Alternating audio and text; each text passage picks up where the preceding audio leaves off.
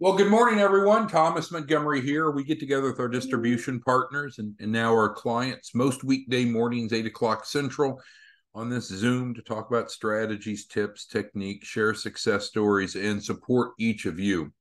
Today, you might call part two of a two-part training.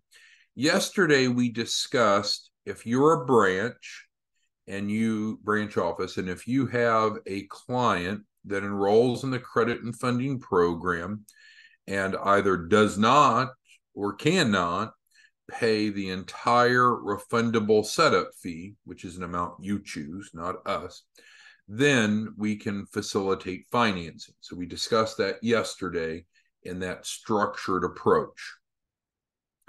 What we're going to go through today is just a very transparent discussion of the financing instrument that needs to be completed by each of your branch clients if they want to finance the refundable setup fee. As we covered yesterday, they would pay you an initial $250 down payment towards the refundable setup fee. Therefore, what's left to be paid is the difference between whatever it is that you're charging them for the refundable setup fee and the down payment received. What I'm sharing with you on my screen today is the presumption that you're charging them a $2,000 refundable setup fee. They've paid you a down payment of $250, so what's left? $1,750. If you are charging them different, that's a different price for the refundable setup fee, that's okay. Then this document here would be edited to match the balance owed, the balance that's being financed. So hopefully that makes sense. 99% of this document is the same. The dollar amount, of course, must match what's left that the client owes. So the refundable setup fee you pick, normally it's $2,000. The down payment normally is $250. Thus, this reflects the difference of $1,750. Now, this is the PDF version. When this application goes to the client, it goes to the client in a form stack application. So this is kind of the core document. Of course, what they actually receive will have editable fields here and here and here for each item that we're asking them for. And so it'll look more formal. This is the underlying PDF that is used for the 1750. So again, we ask you for the client agreement so we know what amount of financing is needed. And if you're charging them different, or take lawn. Lawn is often collecting a $500 down payment versus $250. Well, great for lawn. So it would be the numbers would be different on this loan application. But regardless of those details, what we're going to discuss today is this one-page loan application. We will provide you a link, and then you'll provide that link to your client for them to complete so they can finance the balance of the refundable setup fee, and then we can implement. Make sense so far? Before I get into the details of the one-page loan app, is everyone on the same page of what this is, why it's used, and when it's used? What, why, how? Everybody clear with what, why, how? If not, type into Q&A and we'll address it. Okay, so I think we're on the same page. Again, we just want to be 100% transparent. Now, Lon's asking for the link. We can't send you the link, Lon. And I'm joking with Lon, but I can't send you the link, Lon. So the answer is no. And Lon might say, well, what the hell? Why not? We need a client agreement to make sure that we're sending you an app that matches that client's circumstances. So again, Lon, you're charging $500. It'll be a different link because the numbers have to be they have to match, right? We can't ask a client to pay something that's inconsistent. So let's review the process again. We'll take Eric and Veronica. They signed a client yesterday. The client paid them $250 down payment. So then we sent them today the link for their application, which matches this. But we can't send everyone the same link because it might not match the terms of the client's agreement with you. Hopefully that makes sense. Okay, so moving forward. So what is on this application? So granted, this dollar amount will be different if it's a different circumstance. This is true if it's a $2,000 refundable setup fee and you have collected $250. So with that being said, the rest is the same except for the numbers. Let's go through. So we explained to them a complete application is required for processing. You'll be notified via email. Will you notify them? No. Will I notify them? Heavens no. They will be notified by 509 Pacific. And they'll be more introduced to 509 Pacific as we get down the page here.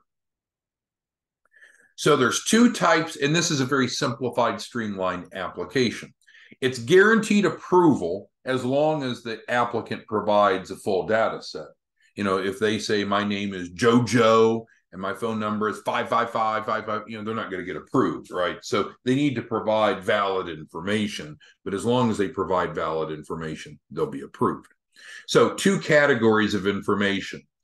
The applicant, in other words, known as the business owner, and then the business information itself. And again, what they're going to get is a form stack link, looks professional, because it is professional, and it has the ability to provide this information. This is just the underlying PDF, so it doesn't have those data entry spots. Don't worry about that.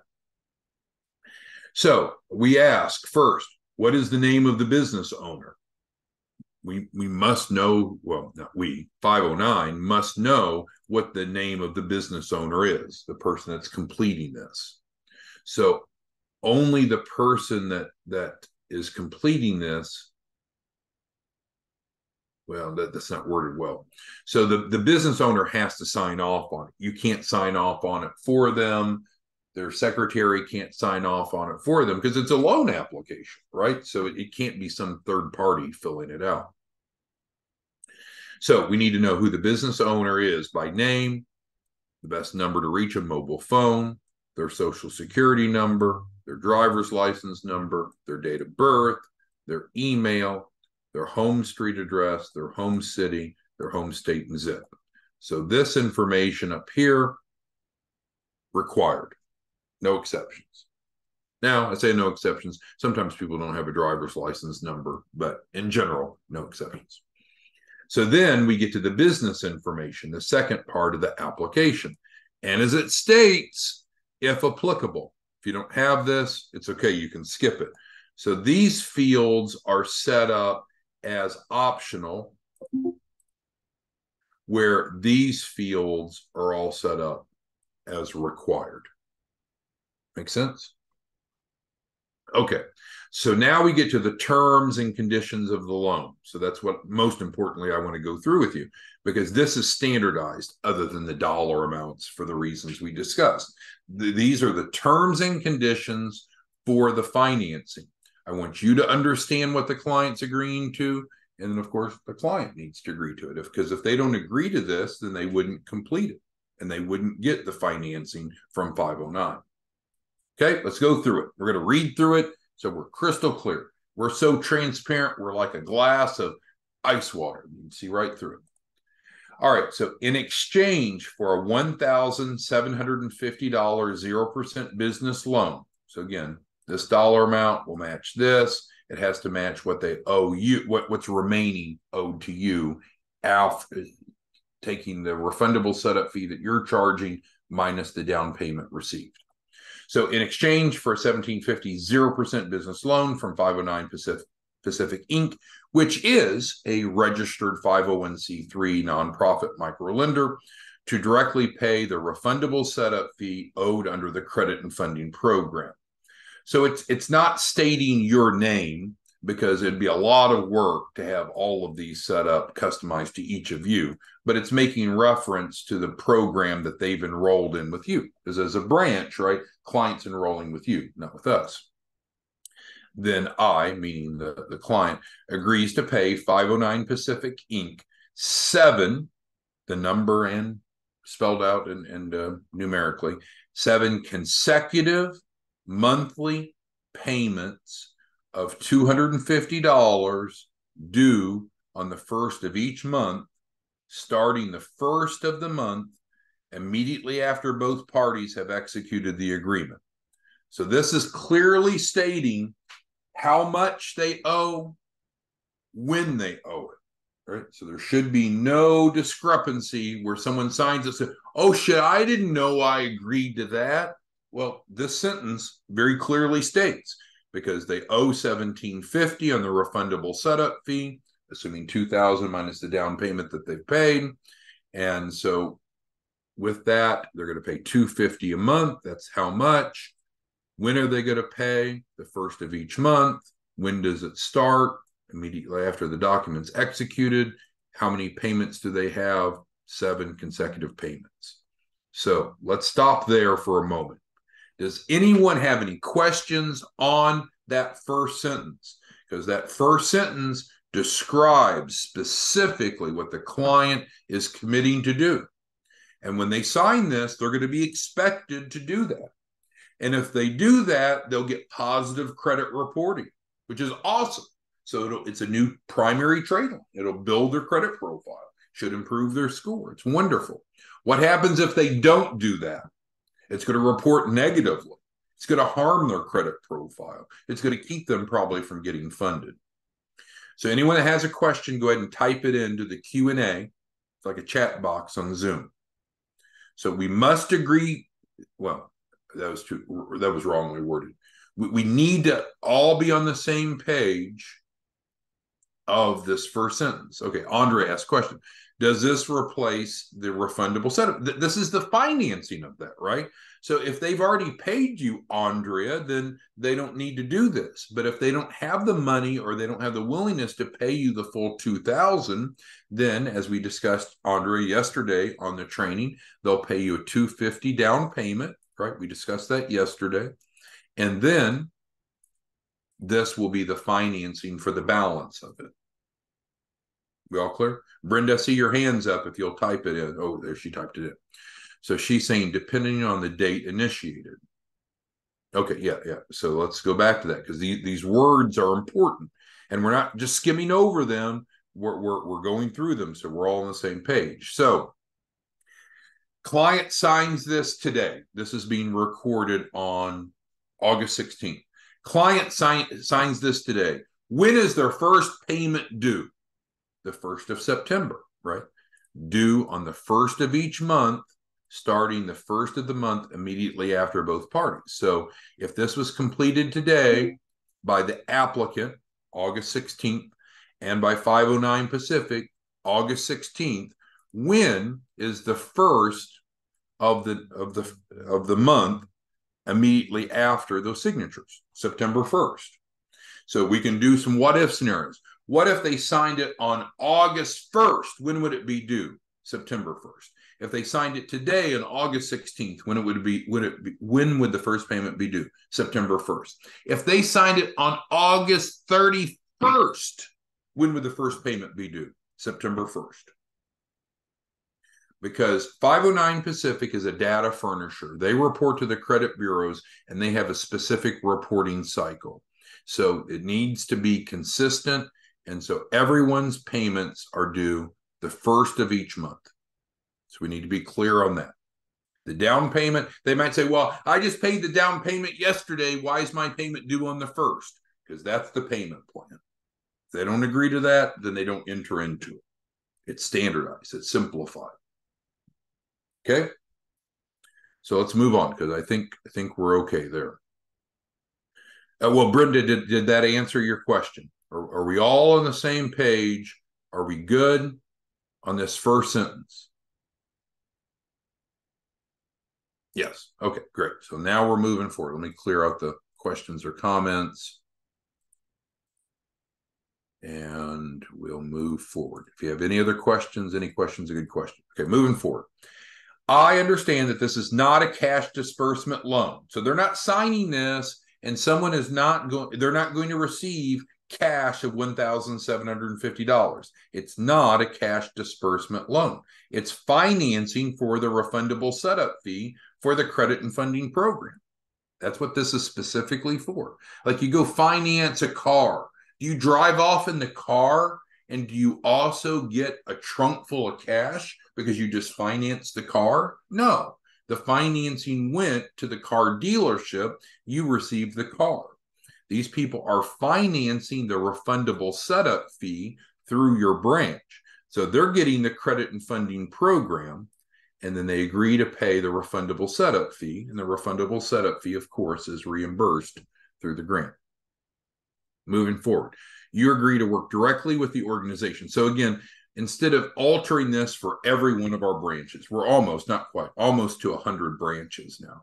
So instead of having 100 different variations of this, which is too much, it makes a general reference. So the client agrees to work directly with the organization, which means you, the branch, which you are contracted with for the credit and funding program, and expressly understand that 509 Pacific Inc. is not responsible for any element of that agreement with that third party. So in other words, if they're happy with you or unhappy with you, meaning the branch, that's between you and them. This is a financing agreement specifically for this amount with these specific terms for this specific purpose. Make sense? Applicant will sign both in their capacity as an individual and as a business owner. Now that's important because from a credit builder perspective, 509 wants to report this as positive credit history on both the individual and on the business basis. Well, for that to happen, what do they need? They need applicant, the individual information. They need the business information. They need both to be under the financing agreement. So that's great for the client. They're getting 2 for 1, reporting positive on business and personal credit.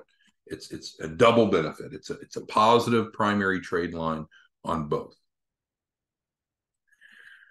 509 Pacific will provide you with acceptable payment submission methods. So you are not, and I am not, you and I are not involved with the client paying for these payments.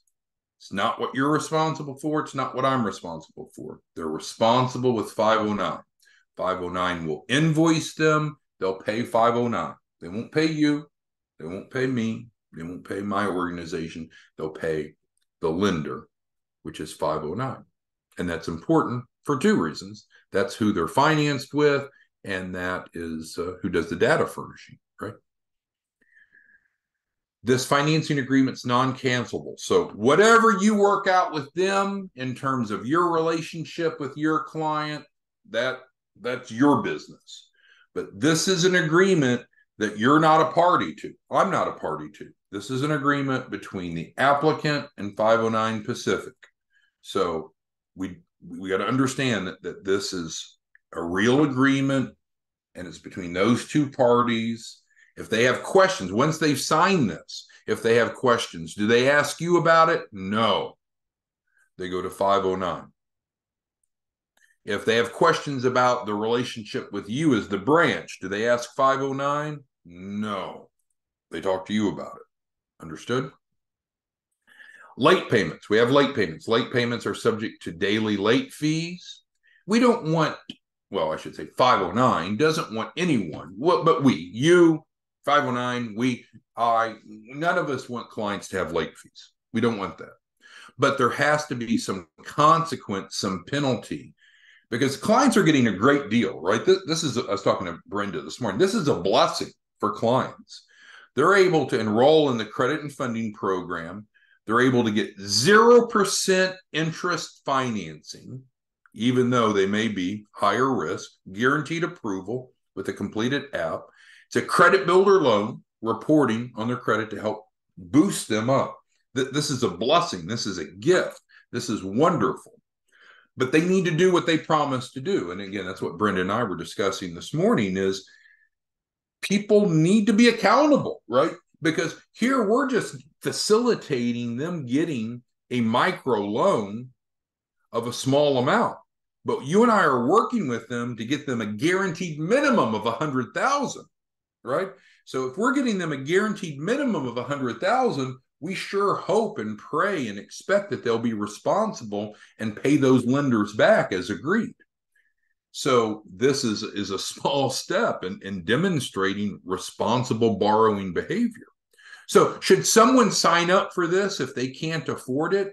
Hell no. No one should, in my opinion, my humble opinion, no one should sign up for financing commitments that they can't afford. That's bizarre. That's crazy. That's irresponsible lending and borrowing. So if someone came to you and said, okay, well, I'll see, but I don't know that I can afford it, man, don't let them sign up for it. That'd be craziness, right? Because they're digging a hole, because they're going to be responsible for paying what? $250 a month on the first of each month, starting the first of the month immediately after the execution of this agreement.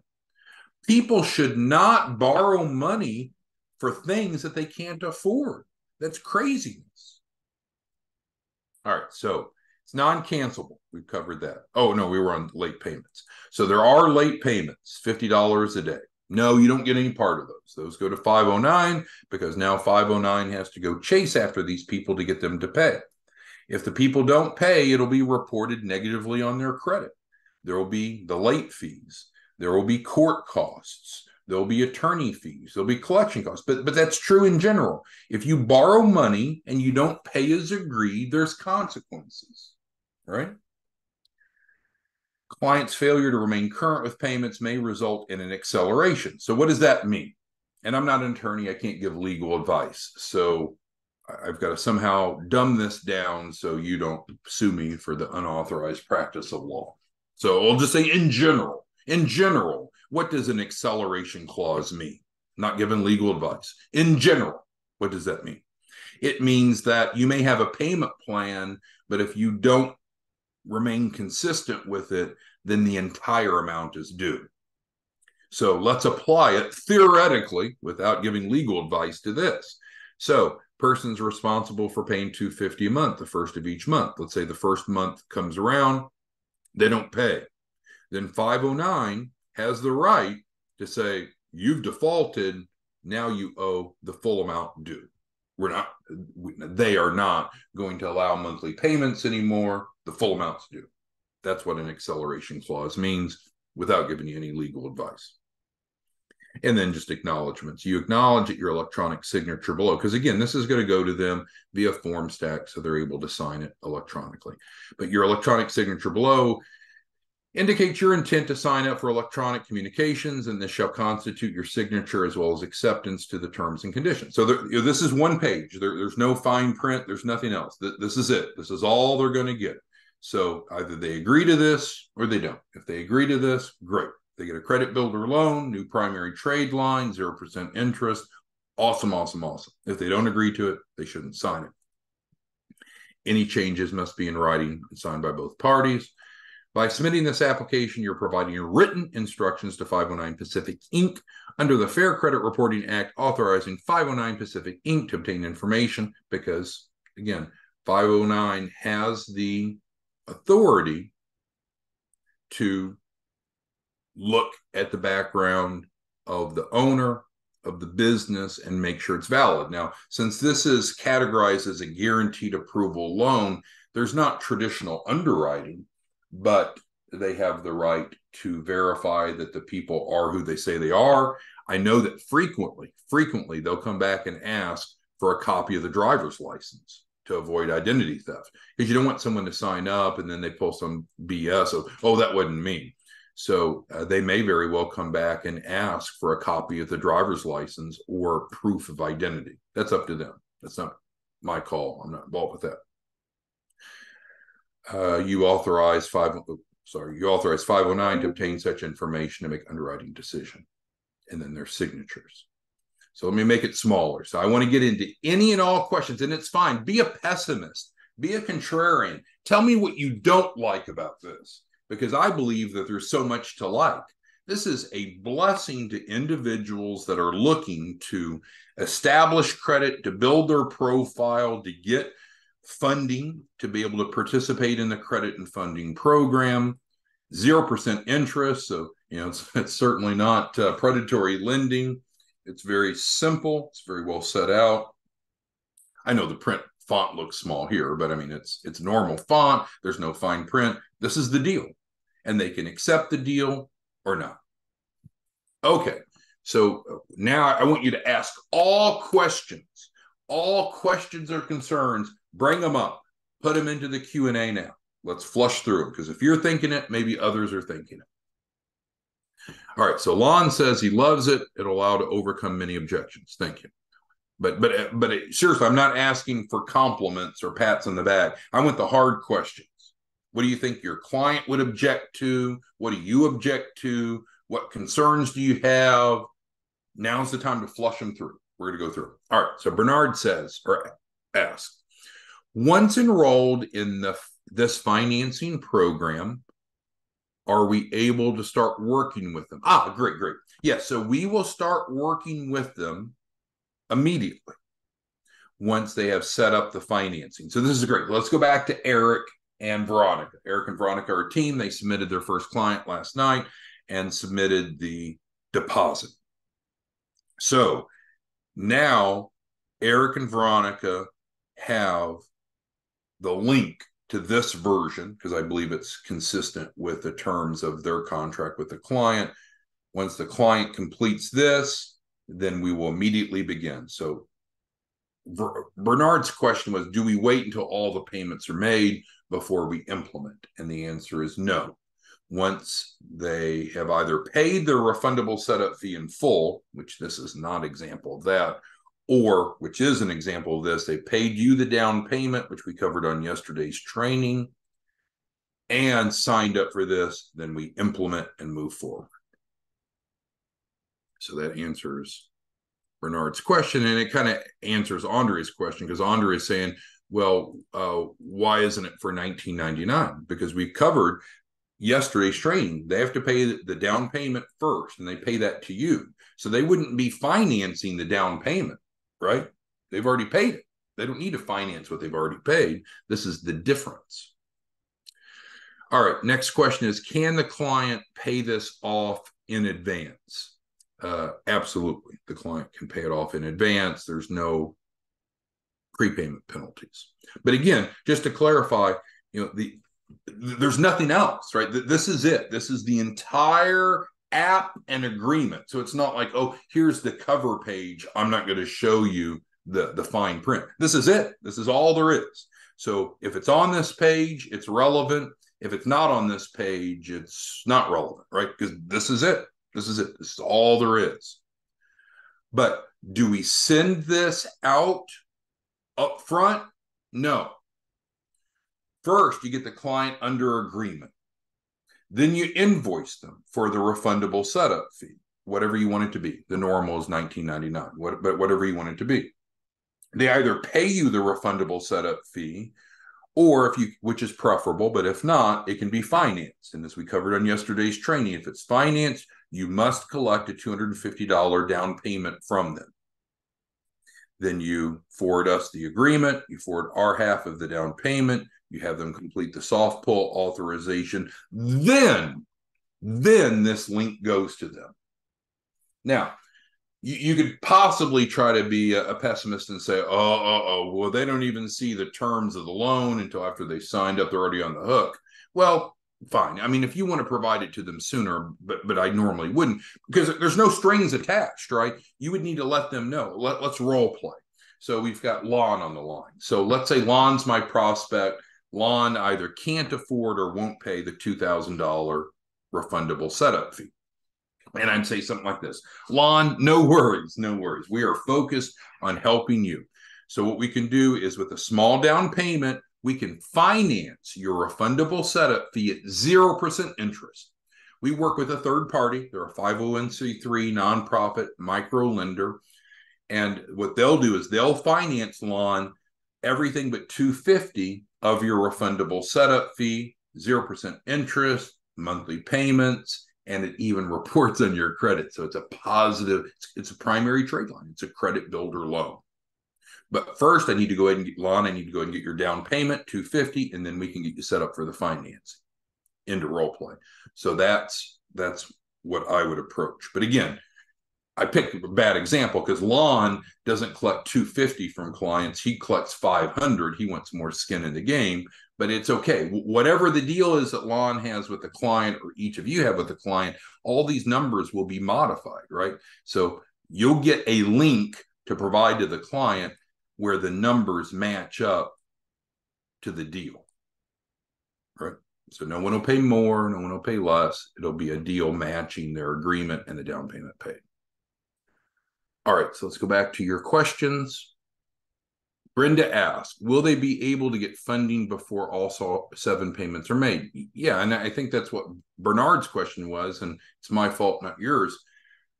Once they have executed this financing agreement, we move forward. So we don't wait until it's all paid off to move forward. We move forward. So hopefully that answers the question. Bernard asks, can he do variations? I'll keep it simple. Yes, just like I told you, Bernard, Lon does a variation. So if you want it set up differently for your clients, let's say that Bernard wants this to be a $2,500 credit builder loan. Fine. Yeah, it's up to you. That's why we need to get a copy of the agreement. We don't talk to the client, but we need to get this finance app, the right finance app, to you, which will come in the form of a link, a form stack link to give to the client to sign. So yeah, you can be as creative as you want. But what we know, and we talked about this yesterday, what we know is you must collect a down payment from the client before we'll entertain financing. We covered that yesterday. Secondly, we know it's going to be 0%. So no matter if you want to charge them interest or not, unless you're doing the financing, 509 is not a predatory lender. They will only do 0% loans. So that's a requirement. It will always be payments of $250 a month. So that won't change. Now, the number of months, of course, could change. And the payment plan will always be like this, starting the first of the month, starting right afterwards. So those elements are firm, but as far as the dollars that you want the client to pay beyond that, it's flexible.